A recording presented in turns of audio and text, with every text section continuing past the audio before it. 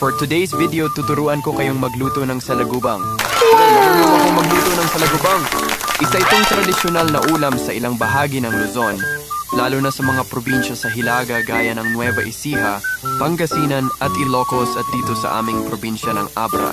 Karaniwang ginagamit ang mga salagubang o beetles sa Ingles na hinuhuli at nililinis bago lutuin.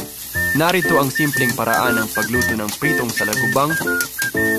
Mga sangkap: isang salop ng malilinis na salagubang, ibutil ng bawang na diniktik, isang buong sibuyas na hiniwa, mantika. Para sa pagprito, asin, at paminta ayon sa panlasa. Paraan ng pagluluto: linisin muna ang salagubang, hugasan ito ng mabuti. Karaniwang inaalis ang pakpak at tuka o bibig. Depende sa nakasanayang paraan sa inyong lugar.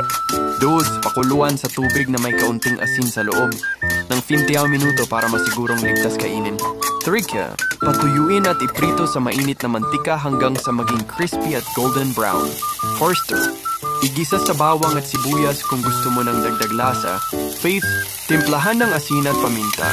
Pwede rin itong ihain na may sukat bawang bilang sausawan.